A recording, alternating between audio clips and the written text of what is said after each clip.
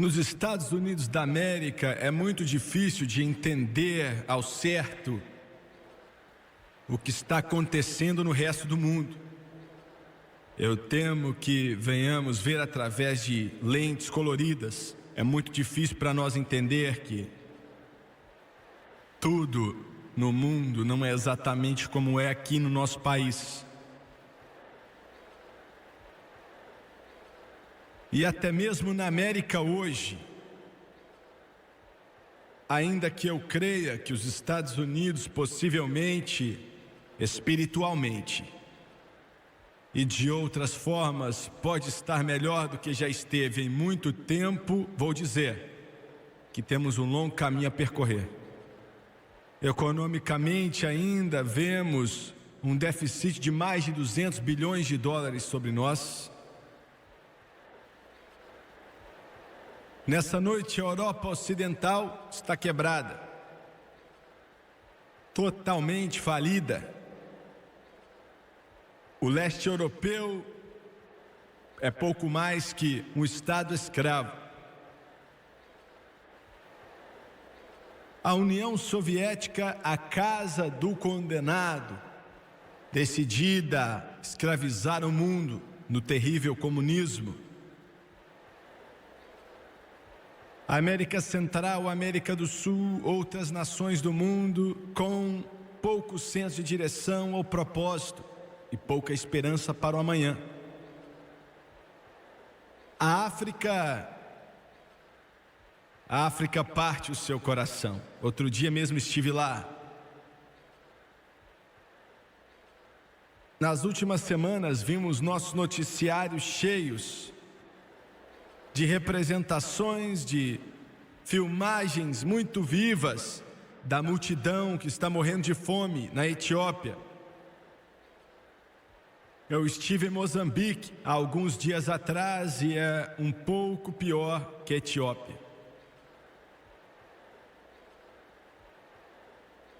Segurar garotinhos e garotinhas nos seus braços que você sabe que provavelmente morrerão. Provavelmente morrerão não de alguma doença terrível, mas porque não tem o que comer, não tem pão, não tem água. E pensamos na obesidade, que é o problema da América. A África, na próxima década, um problema tão severo que, para ser sincero, nem toda a ajuda dos Estados Unidos e de outros países afluentes do mundo não serão capazes de parar ou evitar a morte de 10 a 15 milhões de africanos morrendo de fome.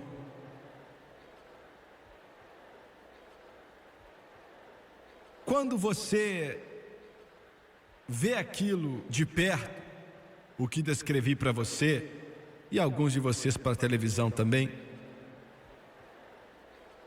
eu nunca mordo, eu nunca me sento em uma mesa sem ver os olhos daqueles garotinhos e daquelas garotinhas, assim como dos adultos também. Eu não consigo largar, esquecer aquilo.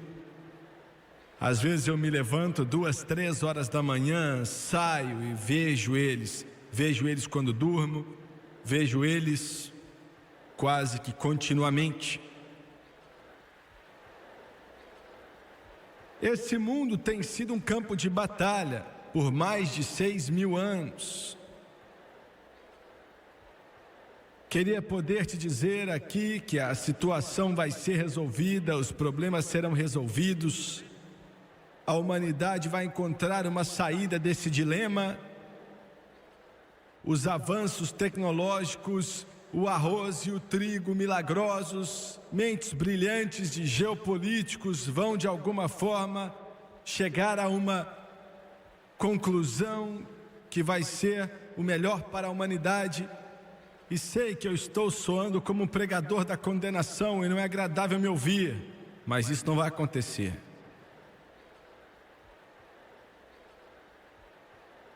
Essa batalha tem estado sobre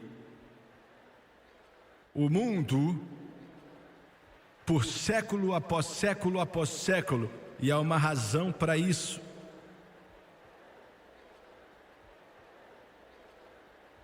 Não é algo que acontece por acontecer. Eu e você estamos em meio a isso. Eu sou um soldado na linha de batalha agora. Esses homens aqui também são, e muitos de vocês também. Outro dia eu estive em Jericó, na parte norte do Mar Morto, um dos lugares mais ricos da face da terra. Virei as costas para o Mar Vermelho e olhei para o que dizem ser o Monte da Tentação. É sombrio, é frio, dá um sentimento ruim.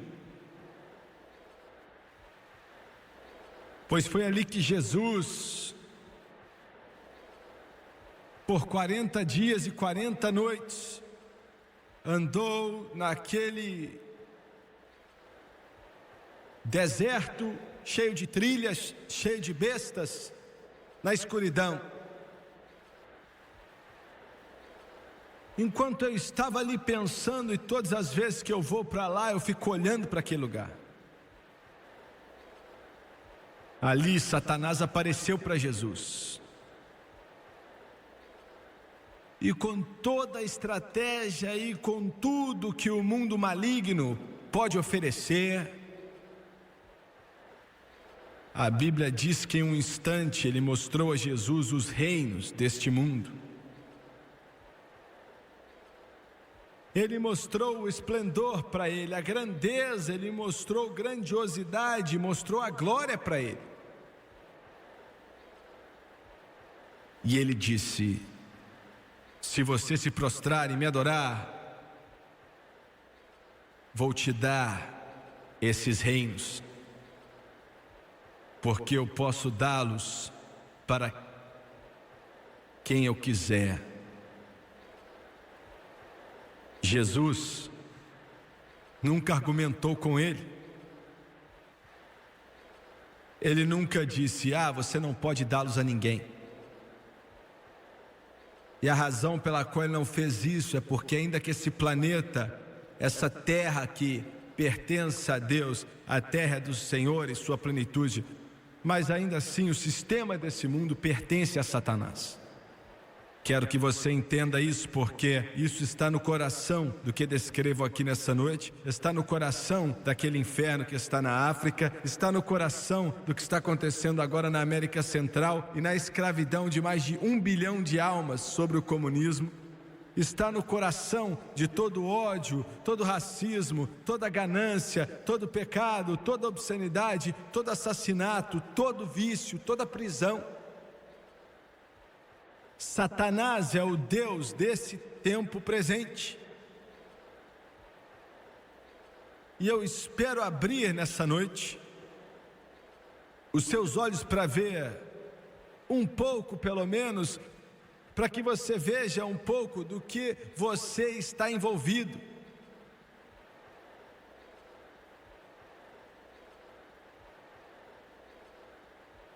Qualquer cristão ou pregador que fala desse mundo com 6.000 anos de idade não sabe nem do que estão falando.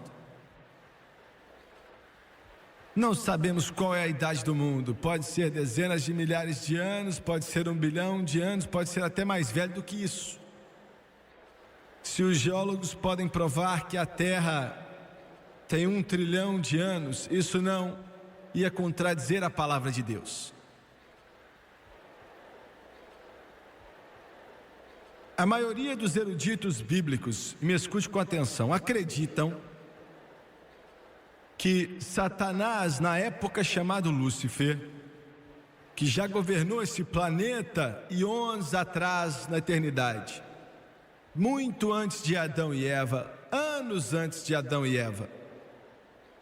Muitos eruditos bíblicos que eu conheço dizem que em justiça, em misericórdia, em juízo, em amor, ele governava esse mundo e toda a criação de Deus, os universos, as miríades de planeta, toda a criação que conhecemos, possivelmente só uma parte dela, sem pecado, sem rebelião, sem desobediência, sem ódio, sem guerra, sem julgamento. E em meio a toda a criação de Deus, Lúcifer talvez fosse a joia mais brilhante de todas.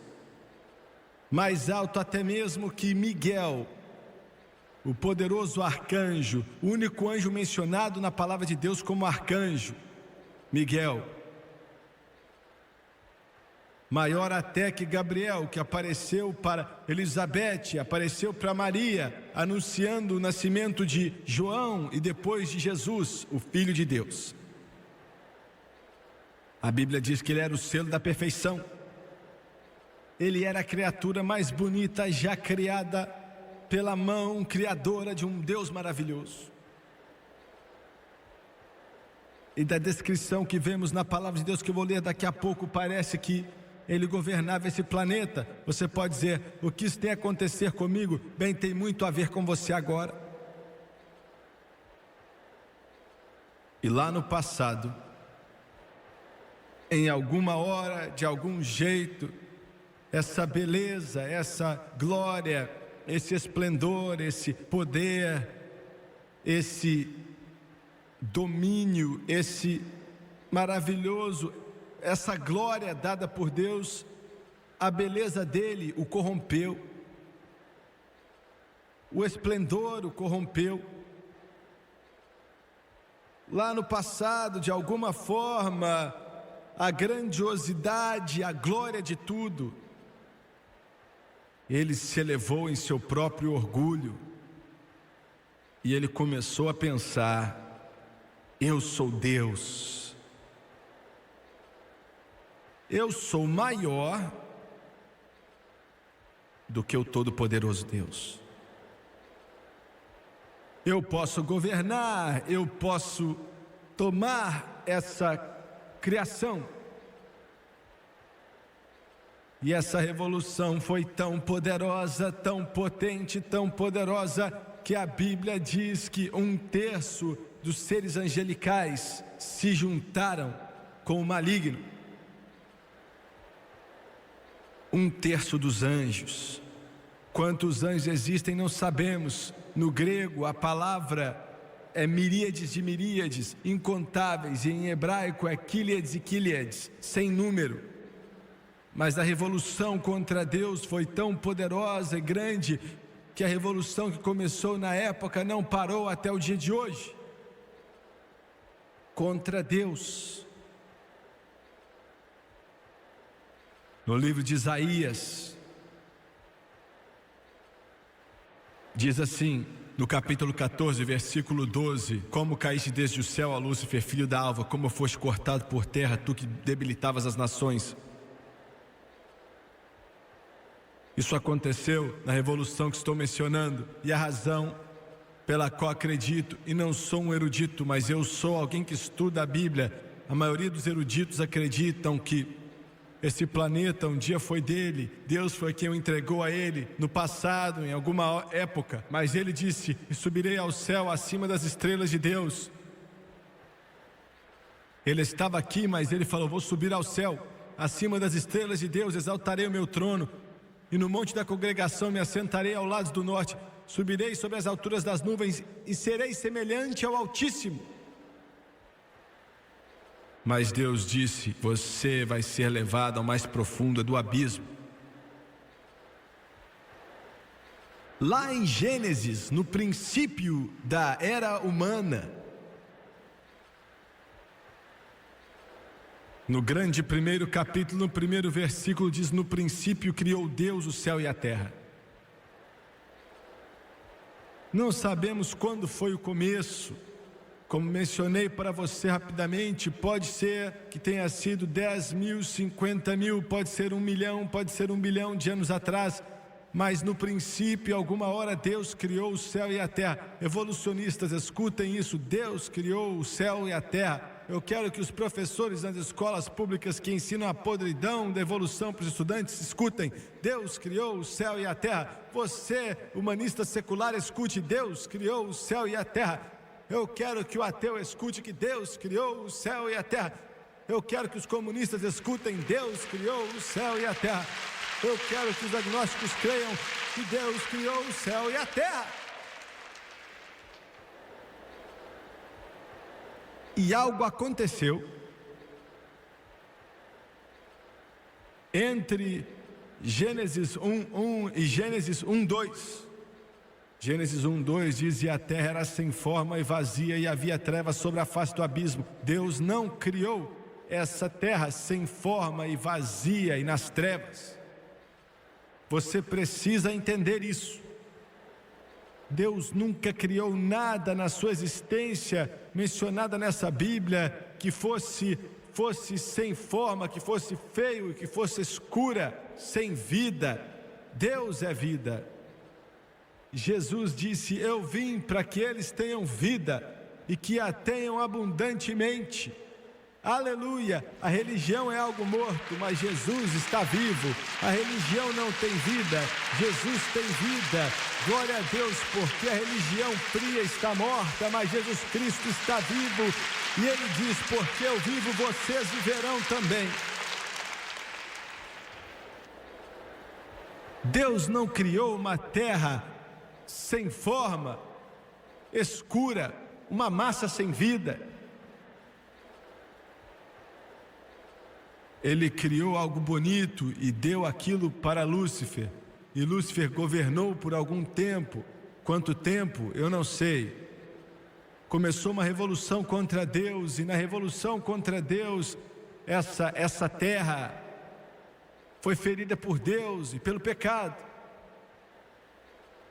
Então se tornou sem forma e vazia, e havia trevas sobre a face do abismo. Deixa eu te fazer uma pergunta. Se você estuda aí sobre esses grandes e gigantescos animais que você vê nos museus, os mastodontes, dinossauros gigantescos, com 30 metros de altura, com 100 metros de comprimento, pesando toneladas e toneladas. Alguns foram achados no Polo Norte, debaixo de só Deus sabe quanto gelo. Me escuta aqui. Com grama verde nas suas bocas e nos seus estômagos. Como é que isso pôde acontecer? Grama verde no Polo Norte? Não tem grama verde ali não, é?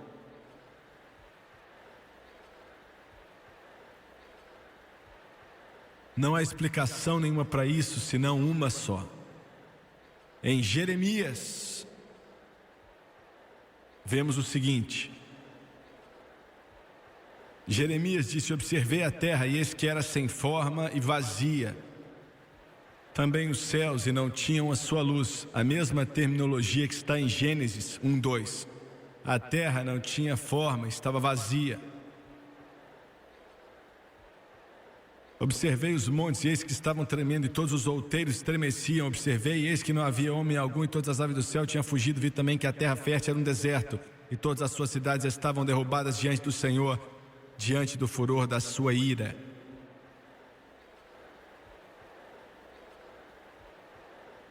Jesus disse em Lucas 10:18: vi Satanás como um relâmpago caindo do céu.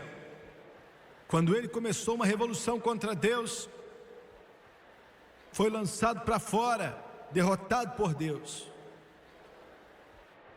Quanto tempo esse planeta ficou naquela forma vazia e escura, naquele estado, ninguém sabe. É por isso que o pobre Clarence Darrow, quando estava argumentando o caso do macaco no Tennessee contra William Jennings Bryan, e aquele pobre simplório Clarence Darrow, você pode dizer: como assim, Jimmy Swaggart? Era um dos mais brilhantes advogados que já viveu. Qualquer homem que não acredita nesse livro é um simplório. Qualquer um que não acredita nesse livro é um bobão. Eu espero que alguns repórteres estejam aqui nessa noite, e você, com sua caneta venenosa, zomba desse livro que tenho em minhas mãos. Você é um bobão. você é um simplório. Você não ia conseguir nem levantar da cama se Deus não te desse ar para respirar toda manhã.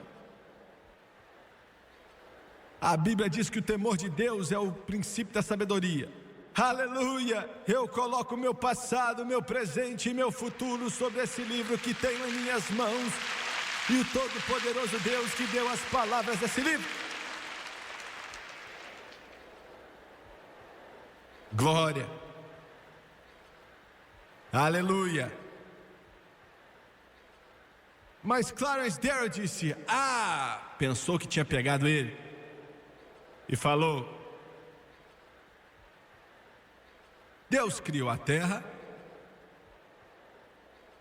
então diz que haja luz, mas ele só fez o sol 2 dias depois. Como é que houve luz ali? Pobre simplório. Existem 40 formas, 40 maneiras de Deus ter colocado luz ali. Primeiramente, Deus é a luz.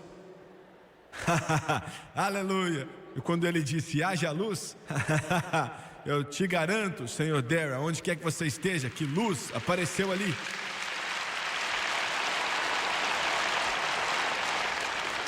Mas vou ser um pouco mais científico. Deus não criou o sol há 6.000 anos atrás. Aquele sol foi criado muito antes. Quando essa grande revolução contra Deus apareceu, haviam trevas, sempre esteve ali. Deus o criou lá no passado. Deus não chegou e criou uma bola no céu, tudo já estava ali. Tudo que ele teve que fazer é dizer uma palavra, então começou a refletir de novo a luz nesse planeta. Mas eu não acredito nisso. Eu sei, você acredita que veio de um macaco, eu sei no que você acredita. Você acredita que você há 1 trilhão de anos atrás veio de uma ameba, de um oceano, e então você começou a crescer braço, depois você virou um sapo, depois virou um macaco, e agora você existe do nada. Um pouco diferente.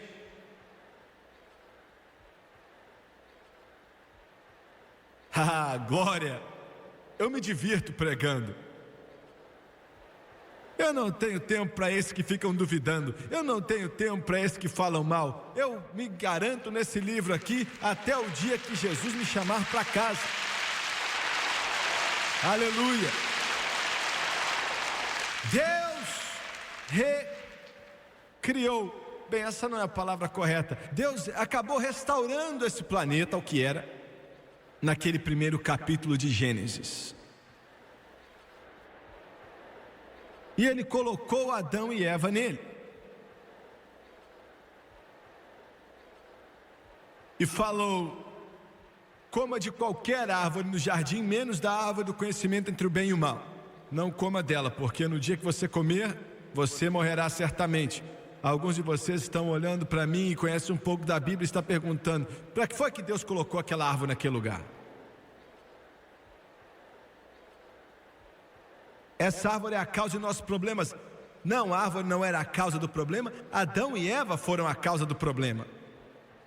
Você pode dizer: se eu tiver uma casa maior eu vou ficar satisfeito, um carro mais novo eu vou estar satisfeito, se eu puder largar minha esposa, conseguir uma outra, largar meu esposo, conseguir um outro, vou ficar satisfeito. Meu irmão, seu esposo, sua esposa, seu carro, seu trabalho não é o problema. Você é o problema, você é o problema. E quando sua vida for mudada pelo poder do Todo-Poderoso Deus e receber Jesus em sua vida, seus problemas serão solucionados. E ele colocou Adão e Eva no jardim. E alguém disse bem: o homem é um primata, ele já andou nas 4 patas. Outro dia encontraram, eles disseram, um esqueleto em algum lugar na África, que supostamente tinha 900 milhões de anos ou algo assim. E ficaram surpresos porque ele não estava andando de 4 patas, ele estava de pé. E disseram: acho que ele devia ter uns 6 pés de altura. O tamanho do sapato dele devia ser 43. Aleluia! glória. Eu pensei, eu podia ter falado isso para você antes de começar a comprar passagem para a África e começar a cavar buscando esqueleto. Se você acha que Adão era um homem da caverna, você está enganado. Adão foi criado por Deus. Adão era um dos homens, talvez o homem mais inteligente que já viveu. E ele colocou Adão e Eva nesse jardim. Aí aparece Satanás mais uma vez e pega emprestado um animal para fazer sua obra terrível. Veja bem, esse planeta já foi dele, ele quer de volta. Costumava ser dele, ele quer de volta. Mas agora tudo está meio diferente. Ele vê uma forma de poder conquistar, e na cabeça dele não há como Deus pará-lo, porque ainda que ele tenha conseguido levar com ele 1/3 dos anjos para se ajuntar aí na rebelião, os outros 2/3 não foram dele. Mas se ele puder fazer com que Adão e Eva se junte a ele, a raça humana seria dele para sempre. Porque nos lombos de Adão estava todo bebê que já viveu. Veja bem, a diferença da criação de Deus entre anjos e seres humanos: Deus criou todos os anjos de uma só vez, mas na humanidade Ele criou apenas um par, Adão e Eva. E dali em diante, dos lombos de Adão, da progenitura dele, viria todos nós. E a semente estava nos lombos de Adão, não em Eva, mas em Adão. Se Adão não tivesse pecado, ainda que Eva pecou, Deus teria perdoado ela, e os filhos e as filhas de Adão não seriam afetados pelo pecado. Alguns estão dizendo: não estou entendendo, então vou explicar um pouco mais para você. Você se pergunta por que se levanta pela manhã, tenta pentear o cabelo e você tem uma chumaça atrás do cabelo assim? É por causa dos seus pais, por causa da sua mãe, do seu pai, do seu avô, da sua avó, do seu tataravô, até o passado. Você olha para você no espelho e você se pergunta: por que é que eu não nasci bonito, bonitão? E jovem, você olha no espelho e pensa: por que eu não nasci linda? Mas olha para mim. Alguns de vocês se perguntam: por que eu tenho esse temperamento explosivo? Por que eu tenho essa personalidade maluca? Por que eu tenho todos esses problemas?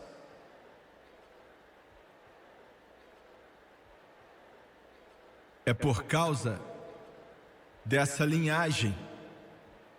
A Bíblia diz que a vida está no sangue. Você se perguntou por quê? Olha, eu não sei se você está gostando, mas eu estou gostando de pregar, viu? Sério mesmo. Você se perguntou porque quando fala do corpo glorificado de Jesus, eles chamam de sangue. Não, quer dizer, chamam de carne e osso, mas não fala de sangue. Mas a Bíblia diz que a vida está no sangue. E esse é o seu problema, o sangue. A vida está no sangue. O meu avô tinha um temperamento de um gato selvagem. O meu pai tinha um temperamento como um cachorro louco. Eu nasci sem temperamento nenhum. Eu sou o homem mais humilde que você já viu na sua vida inteira. Você acredita? Por favor, diga sim. Eu já chorei mais quando eu aceitei Jesus, quando criança, quando jovem, já chorei, já orei, já jejuei. Senhor, me ajude, esse temperamento explosivo aqui do Jimmy Swaggart está me atrapalhando, está ferindo minha consagração, e aquilo veio através da minha linhagem, porque Satanás sabia o que estava fazendo. Se eu puder pegar Adão, em Adão, o filho de todas as mães que nasceriam seriam condenados. A filha de todo pai nasceria condenada. Se eu puder fazer Adão cair, a semente vai ser corrompida, o sangue estará corrompido. É por isso que Jesus teve que nascer de uma virgem. Ele não podia ter nascido de uma procriação natural, tinha que vir de uma virgem. José não tinha como ser o pai dele, nenhum homem podia ser o pai dele. Maria, ainda que Maria precisasse de um Salvador, católicos, eu te amo, oro por você todo dia, mas ela não nasceu sem pecado, ela não viveu sem pecado e ela não subiu ao céu. Ela era uma linda garota, muito preciosa, e era uma virgem, nunca tinha conhecido um homem, mas precisava de um Salvador, assim como Jimmy Swaggart precisa de um e você precisa de um.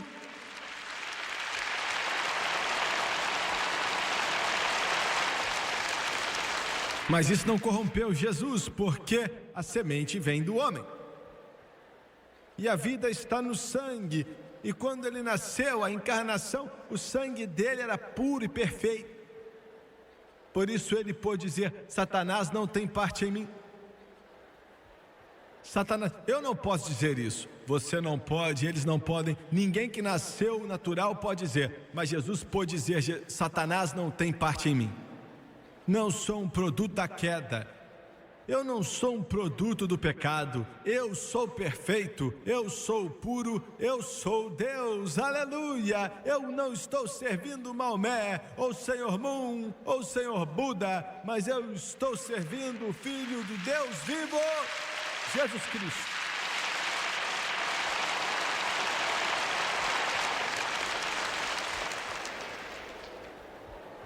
Quando você recebe um corpo glorificado, não tem sangue ali. E você pergunta: de onde vai vir a vida? Então a vida virá do Espírito. Aleluia! A Bíblia diz que o Espírito vivifica. Aleluia! Agora vem do sangue. E Paulo disse que eu vou tirar esse corpo velho qualquer dia desse. Eu vou tirar essa carne velha qualquer dia desse. E vou vestir um corpo novo. E a vida não vai estar em um vaso contaminado, não vai estar em um fluir contaminado, mas a vida estará no Espírito do Todo-Poderoso Deus. Glória a Deus, aleluia. E é por isso que quando você é salvo, cheio do Espírito, que o Espírito vem sobre você e você sente, tem vida nele, vida nele. O Espírito Santo não está derramando água em você, confirmando, Ele não está batizando você na água ou na comunhão. Ele é Deus e Ele vem morar em você.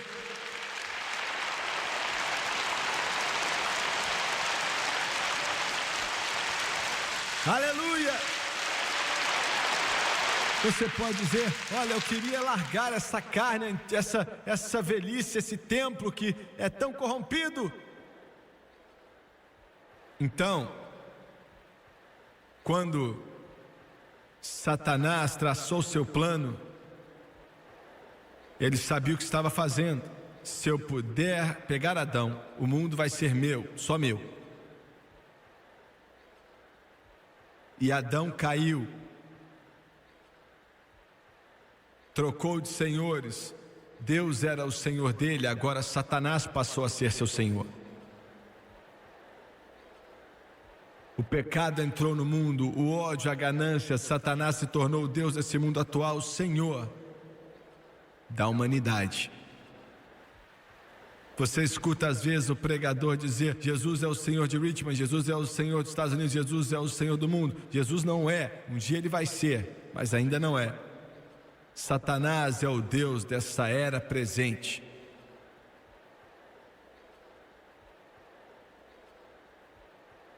E Adão caiu, foi algo tão terrível, é a causa de toda doença que temos hoje. O homem tem lutado os resultados do pecado. Um bebê nasce com leucemia e os pais passam por coisas terríveis vendo ele morrer. Isso é um resultado da queda.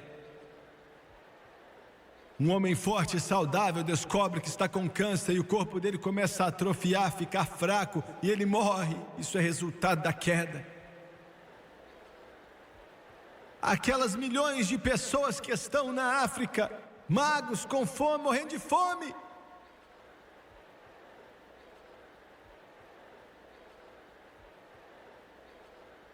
E nem sabem por quê. Não sabem por quê.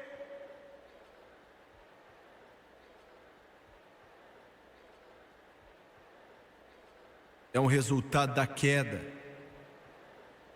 Porque Satanás disse em Gênesis 3, 4 e 5: e serão como deuses.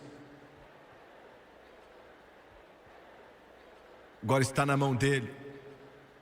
O sistema desse mundo é dele. Ele tem tudo que a pessoa que vai nascer, 1600 anos. As únicas duas pessoas nessa face da terra que nós sabemos ao certo,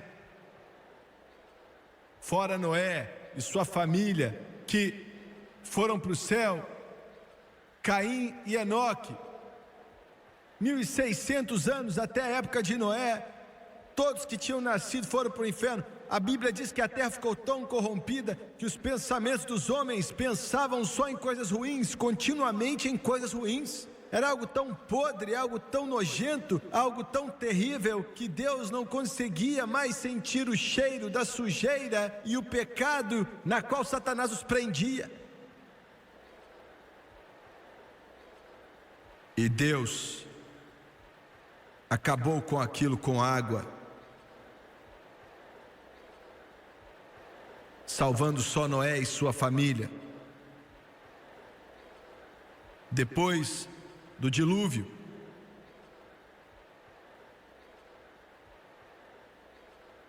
ele encontrou somente um homem, do que sobrou uns 500, 600 anos atrás, um homem, Abraão,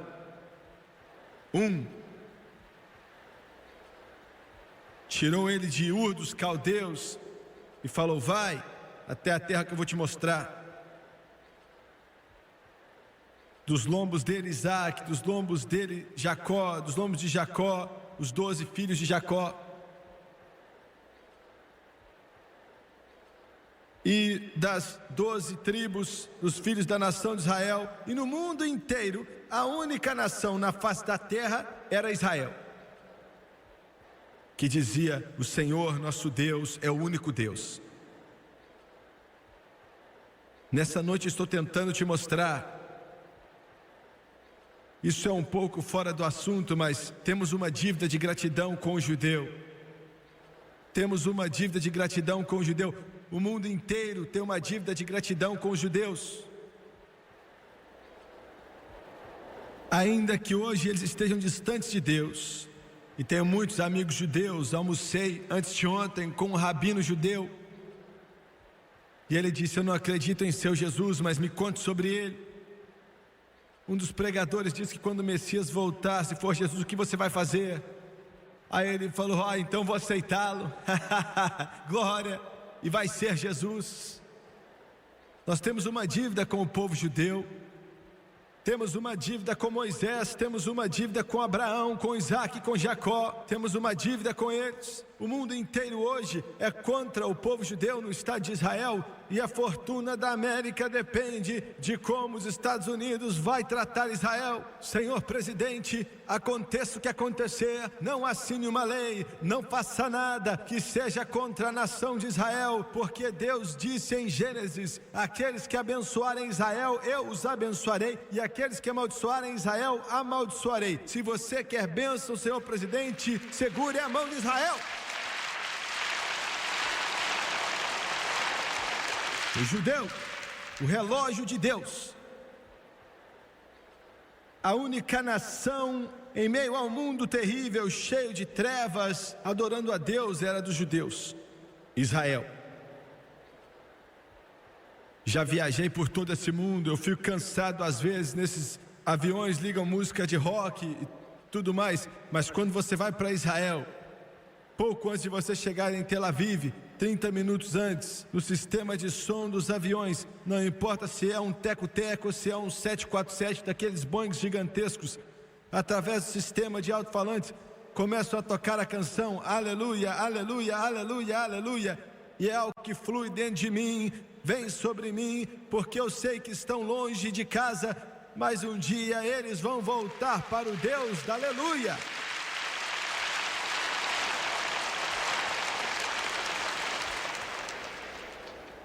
Israel abandonou a Deus, e Satanás tem segurado esse mundo em um vício de ferro, E para resumir, hoje, as nações do mundo, a única nação do mundo que se apoia nesse livro é a América. Eu sei que aqui tem muita coisa errada, tem muito pecado, muitas coisas podres aqui, um inferno na terra, estamos distantes de Deus, eu sei. Mas já me assentei em Washington, na Casa Branca, com o presidente dos Estados Unidos, e ele disse: senhores, aconteça o que acontecer, vamos fazer voltar essa nação aonde podemos colocar os 10 mandamentos nas escolas desse país.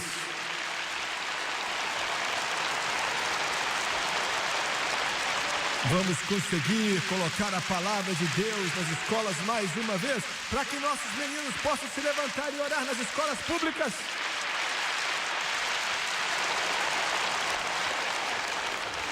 Já me assentei na mesma mesa do presidente dos Estados Unidos quando ele falou: senhores, muitos senadores falaram que podemos fazer com que as crianças se levantem para orar em silêncio, mas eu quero que os senadores saibam que chegamos longe demais para ficarmos calados. Temos que abrir a boca e orar. A América que crê em Deus e reconhece o nome de Deus, essa nação ainda crê em Deus. E Marilyn Mary O'Hare, estamos colocando ele de volta nas escolas. Pode anotar aí.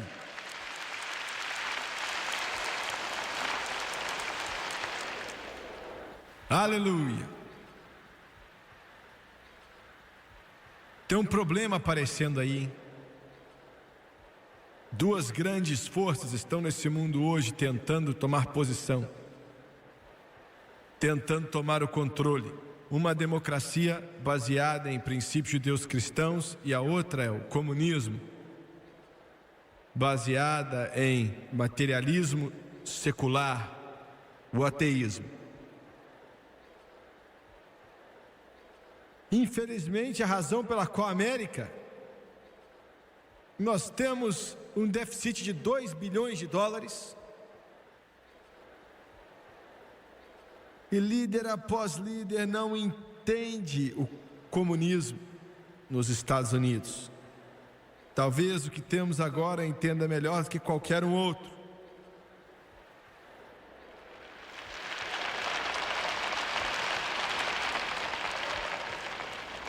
A razão pela qual temos esse problema no mundo, e é claro, a razão é Satanás, mas a América tem sido tola. Veja bem, os comunistas é uma raça totalmente diferente de homens, dos americanos. Suas crenças, eles realmente acreditam no que vivem, é diferente do que temos aqui. Independente desse contraste tremendo, temos visto seu crescimento pacificamente, enquanto nos negamos a reconhecer como uma verdadeira ameaça. Em outras palavras, não podemos acreditar que eles são tão ruins assim, pelo menos os intelectuais desse país acreditam assim. Um escritor sugeriu que temos que aceitar e entender melhor a ameaça se os métodos comunistas e seus planos foram minimizados para americanos, já que a grande verdade parece ser inacreditável. Mas ele diz que a propaganda comunista faz disso algo impossível. Lenin, um dos pais do comunismo, fez uma pronunciação dizendo que não há revolução sem um derramar de sangue. Se tornaram verdadeiros na Revolução Vermelha. Os últimos números do custo de vidas humanas na conquista comunista e o imperialismo são chocantes. Escute, só na União Soviética 70 milhões de pessoas foram assassinadas por líderes soviéticos. Mais 65 milhões assassinadas na China e mais 10 milhões em outros países ocupados. Camboja, Afeganistão, leste europeu e por aí vai.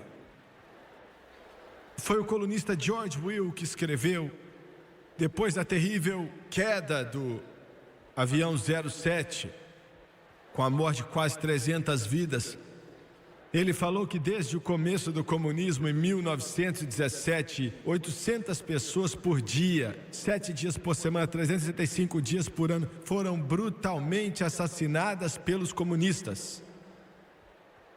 Imagine só. Nossos líderes parecem não saber o que fazer. Pela primeira vez, desde a Segunda Guerra Mundial, essa nação tem uma oportunidade única de acabar com as trevas. Senhor senador, representante, eu vou te dizer como.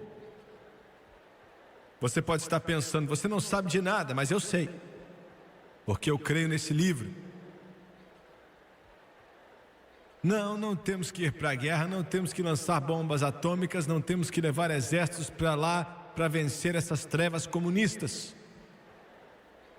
Em primeiro lugar, ainda que hoje toda a nação esteja feliz porque nossos líderes agora estão sentando com os comunistas em Moscou para tentar chegar a outros acordos,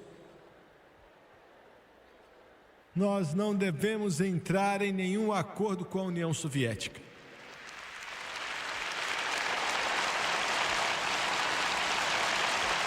É uma tolice esperar que assassinos em massa e mentirosos sigam qualquer acordo que eles fizerem, especialmente quando eles falam de peito aberto que não vão cumprir nada.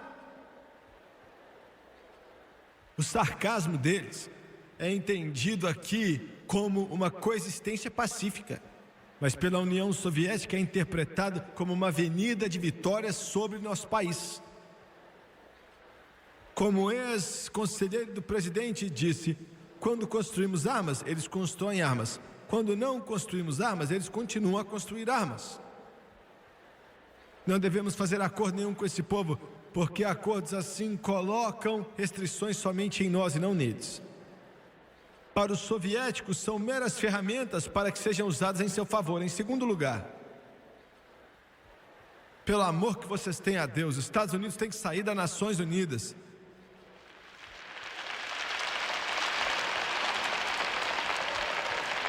As Nações Unidas foi revelada finalmente pelo que realmente são, pessoas que promovem a atitude comunista no mundo inteiro. E estamos pagando para manter esse parasita lá em Nova York com o dinheiro dos nossos impostos. E eu já estou cansado disso.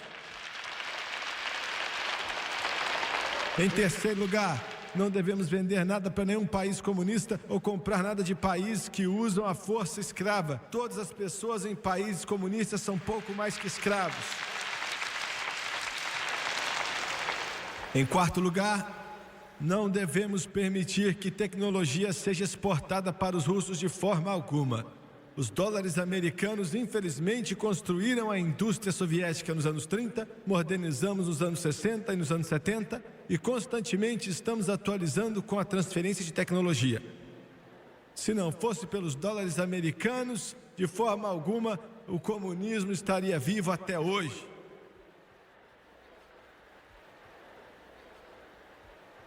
O presidente Reagan está tentando parar isso, ainda que ele só tenha começado. Veja bem, esse sistema podre do comunismo é tão terrível que com um empurrãozinho estaria em uma posição extremamente precária. Em quinto lugar, devemos constantemente informar o mundo através da voz americana e de outros meios da mídia que o sistema comunista está falido e vai fazer com que muitas pessoas tenham dificuldade. Algumas nações, especialmente na África, estão começando a ver isso agora, mas infelizmente está tarde demais para milhares de pessoas que vão morrer de fome acreditando que a resposta é o comunismo. Em sexto, senhor presidente, essa nação tem que ser, sem dúvida alguma, a nação mais forte na face da terra.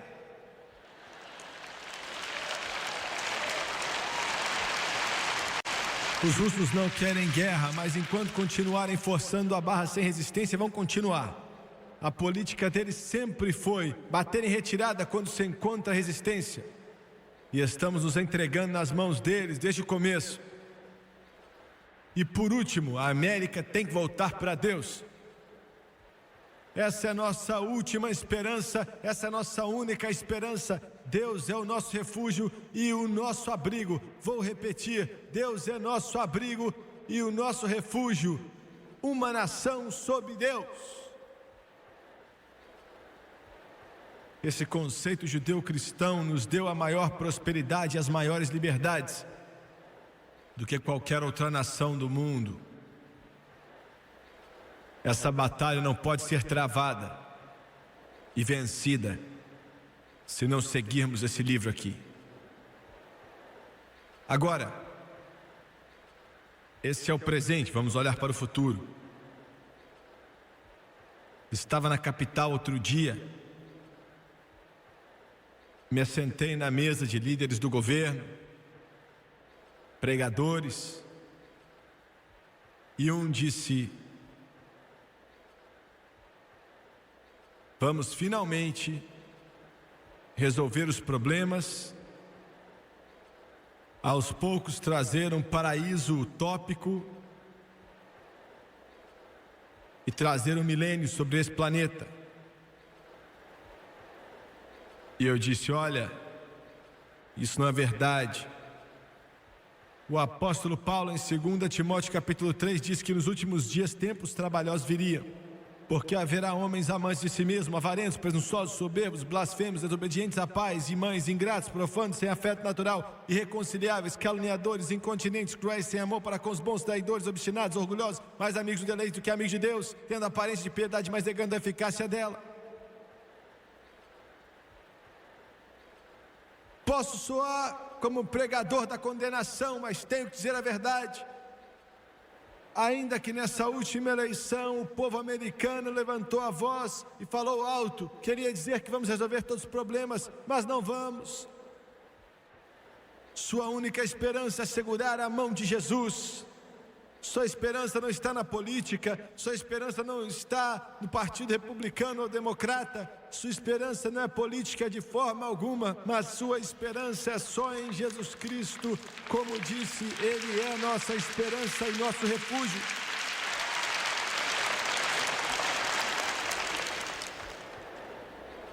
Queria poder dizer que como evangelista vamos fazer desse mundo um lugar melhor e trazer o reino para cá, mas não vamos. Dias terríveis estão chegando. Eu estava dando uma entrevista em um programa outro dia, lá em Washington, e perguntaram: você crê no Armagedon? E eu disse: acredito que o Armagedon está chegando. O Armagedon está por vir, e esse livro diz que está chegando. E podem assinar todos os tratados que quiserem, mas não vão conseguir evitar, está vindo. Satanás vai ajuntar, e Deus vai deixar ele fazer isso, juntando as nações do mundo no vale de Megido. E quero te dizer algo, escute com atenção. Dias terríveis estão por vir, os problemas na África não vão ser solucionados. Não importa quanta comida coloquemos ali, não vamos resolver. Toda semana estamos deixando um pouco ali, mas não vamos resolver os problemas. O problema na América Central não vai ser resolvido, na Europa também não vai ser resolvido. Só vai piorar. O mundo está em direção do Armagedon. Mas não estou planejando passar pelo inferno que está por vir.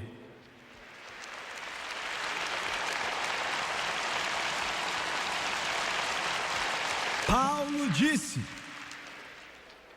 pois o Senhor descerá do céu com alarido, com voz de arcanjo e com a trombeta de Deus. E então Paulo disse que os mortos em Cristo ressuscitarão primeiro, e nós que estamos vivos vamos encontrar com Ele nas nuvens, para encontrar o Senhor nos ares, e para sempre estaremos com o Senhor. Estou preparado para sair desse mundo, estou esperando Jesus voltar, estou me preparando para a volta do Rei dos Reis e Senhor dos Senhores.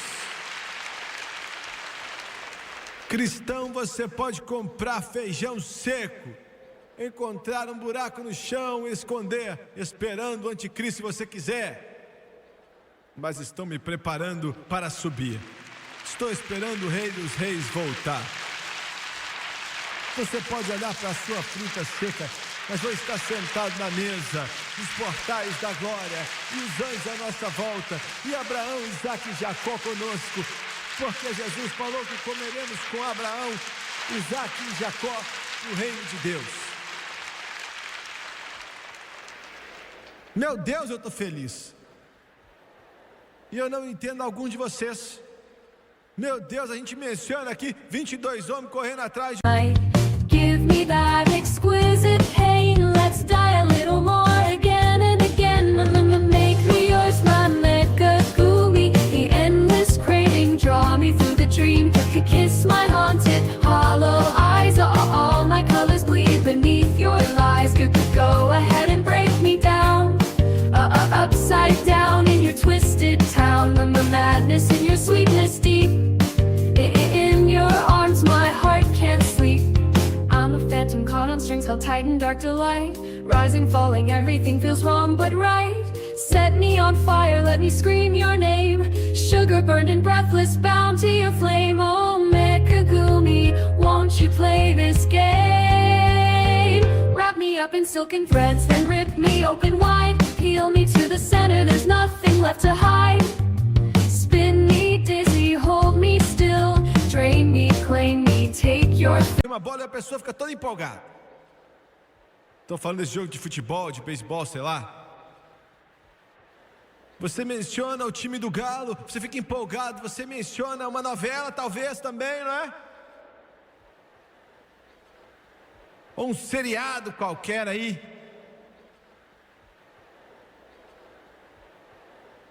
Mas irmãos, se você quiser me empolgar, é só mencionar Jesus. E fala que Ele está voltando. Fala que Ele está voltando. Ele está voltando, está voltando, está voltando. Ele está voltando outra vez, Ele está voltando. Transformado em um momento, no piscar de olhos. A corrupção vai se vestir de incorrupção, a mortalidade vai se vestir de imortalidade. E serei transformado. Estou contente com isso. Não estou nem aí se as pessoas não gostam. Não importa se ofende outras pessoas. Não importa quem está chateado. Eu fico contente com isso. Eu estou feliz que Jesus está voltando. Eu estou esperando Ele voltar.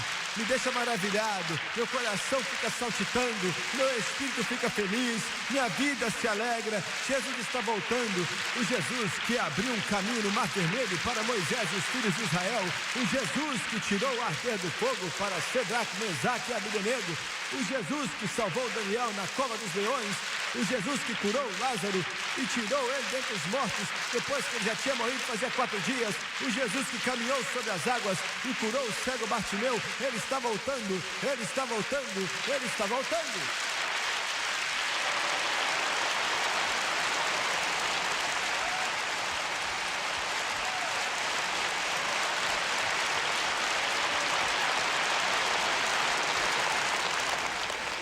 Você não tem que ficar empolgado assim com isso não, Jimmy Swaggart. Isso é emocionalismo. Se eu estivesse falando a respeito da ciência, da geografia por detrás da terra e das rochas, estaria até morto. Mas estou falando da volta de Jesus, o Rei dos Reis, Senhor dos Senhores, mais belo entre os milhares, a estrela da manhã. Aleluia, aleluia. Aleluia! Já cumprimentei o presidente, já estive na mesma mesa dos mais altos do mundo, mas até cumprimentar as mãos marcadas pelos cravos de Jesus, eu não vou saber o que é glória e alegria de verdade.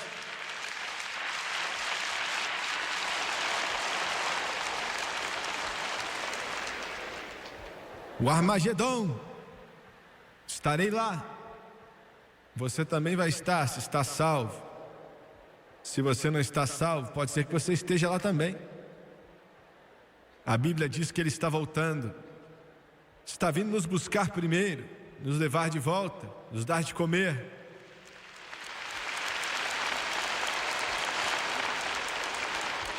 E depois vamos voltar com Ele. Oh glória, em corpos glorificados.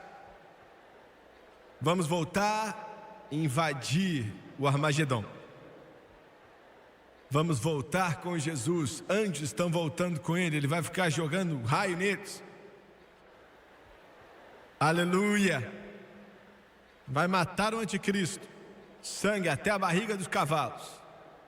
E Ele vai falar: já cansei dessa palhaçada. Ele vai dizer: já cansei do pecado.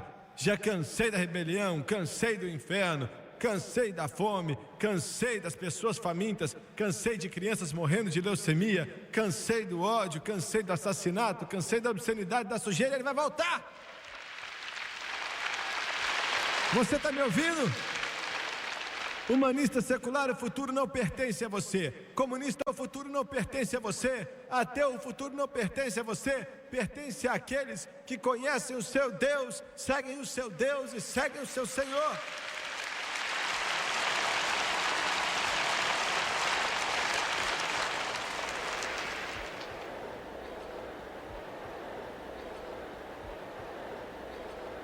Aleluia. Em Apocalipse 20, e vi descer do céu um anjo, que tinha a chave do abismo e uma grande cadeia na sua mão. Ele prendeu o dragão, a antiga serpente, que é o diabo e Satanás. Aleluia, estou esperando esse dia. E amarrou-o por 1000 anos. Glória, lançou-o no abismo, e ali o encerrou, e pôs selo sobre ele para que não mais engane as nações. Veja bem, as nações, não engane mais as nações. Não vamos ver mais fome lá na África, não vai mais existir isso, até que os 1000 anos se acabem. Depois importa que seja solto por um pouco de tempo. Quando acabarem os 1000 anos, Satanás será solto da sua prisão e sairá a enganar as nações que estão sob os 4 cantos da terra, Gog e Magog, cujo número é como a areia do mar, para as ajuntar em batalha 1000 anos depois do começo do reino milenar. E subiram sobre a largura da terra e cercaram o arraial dos santos e a cidade amada. E dessa vez Deus vai acabar com ele, e de Deus desceu fogo do céu e os devorou. E o diabo que os enganava foi lançado no lago de fogo e enxofre, onde estão a besta e o falso profeta, e de dia e de noite serão atormentados para todo o sempre. E João disse: eu vi um novo céu e uma nova terra, porque já o primeiro céu e a primeira terra passaram, o mar já não existe. E eu, João, vi a santa cidade, a nova Jerusalém, que de Deus descia do céu, adereçada como uma esposa ataviada para o seu marido. E ouvi uma grande voz do céu que dizia: eis aqui o tabernáculo de Deus com os homens, pois com eles habitará, e eles serão o seu povo. O mesmo Deus estará com eles, será o seu Deus, e Deus limpará de seus olhos toda lágrima, e não haverá mais morte, nem pranto, nem clamor, nem dor, porque já as primeiras coisas são passadas. Outro dia recebemos uma carta, bem curta, vinda de um garotinho de 8 anos de idade. Eu espero que você esteja assistindo, filho. Ele disse: querido irmão Jimmy, eu tenho 8 anos e minha mãe morreu em 1982. Ainda penso muito nela, choro quase que todas as noites. Agora tenho uma madrasta e ela é uma alcoólatra. Quando ela fica bêbada, ela me bate. Com 8 anos, ele disse: eu só tenho isso a dizer. Você pode orar por mim, Jimmy? Você acha que Deus me ama? Sim, filho. Deus te ama. Aguenta firme. Não é fácil, mas aguenta firme, meu amigo. Está para mudar. Jesus está voltando, e aquele que trouxe toda dor para o mundo, prendendo pessoas nas trevas, vai ser preso para todo o sempre.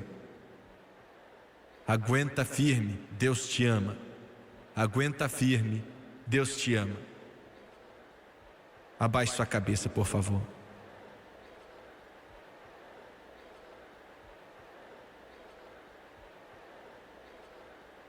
Pai Celestial, enquanto tentamos pregar essa palavra para este povo nessa noite, essa terra geme por libertação. O seu povo geme por libertação. Os doentes, os que sofrem, os que estão passando fome e morrendo, gemem por libertação. Temos visto tanta dor, tanta tristeza. Esperamos o dia que vai chegar, quando o deserto vai florescer como a rosa e o cordeiro irá se deitar perto do leão. E as crianças vão brincar na cova da serpente. E as bestas serão transformadas. Não haverá mais ódio, nem dor, nem morte ou doença. Tudo isso vai acabar. Senhor, eu quero tanto que isso aconteça. Se mova aqui hoje e pela televisão também. Diga para eles que o Senhor é a única esperança. Suas cabeças estão baixas e seus olhos fechados. Eu não conheço seu coração, mas Deus conhece. Não conheço você pela televisão, mas Deus conhece você. E olha, Ele ama vocês. Ele disse a Israel 3.800 anos atrás, deu o plano para Moisés construir o tabernáculo e disse: continue com o altar queimando 24 horas por dia, não deixe ele apagar, como sinal de que a porta está sempre aberta. E ele terminou o livro de Apocalipse dizendo: todo aquele que quer, vem e beba de graça da água da vida. Deus está buscando você, te procurando, te dizendo que te ama. Quantos aqui nessa noite, com milhares de pessoas presentes, podem dizer: Jimmy Swaggart, eu entendo o que você falou. Deus está falando ao meu coração. Não estou vivendo bem. E vou ser sincero, não estou vivendo da forma correta. Mas sei que Deus é a única esperança para esse mundo. E quero colocar minha mão nas mãos dele nessa noite. Você pode orar por mim. Isso é simples, eu não vou te envergonhar, prometo isso. Você pode levantar sua mão agora, aqui embaixo primeiro. Não estou vivendo bem, ore por mim. Levante sua mão, por favor, bem alto. Obrigado, obrigado. Nas arquibancadas, levante suas mãos até lá em cima. Nas arquibancadas, muito obrigado. Continue levantando a mão. Deus está te vendo. Eu quero que todos aqui se levantem, por favor. Todos se levantem, todos se levantem. Eu quero que toda a cabeça baixe, por favor, e todo o olho fechado.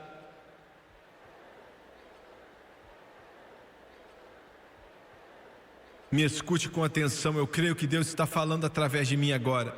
Há uma tempestade chegando.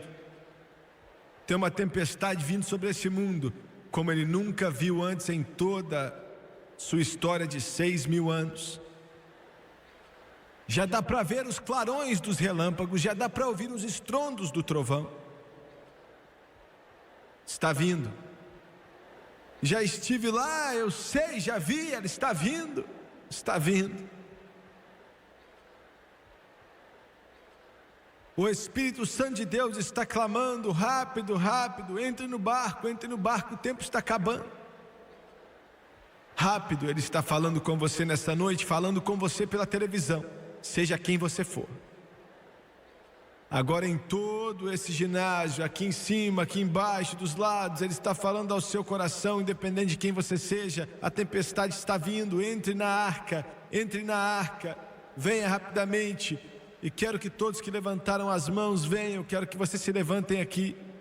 Você não está vindo para o Jimmy Swaggart, vindo para Jesus Cristo. Eu quero que toda pessoa aqui, milhares de pessoas aqui que sabem como orar, eu sei que você sabe orar. Eu quero que você peça a Deus para que uma convicção do Espírito Santo venha sobre esse lugar, para que a prisão da rebelião seja quebrada. Eu estou salvo.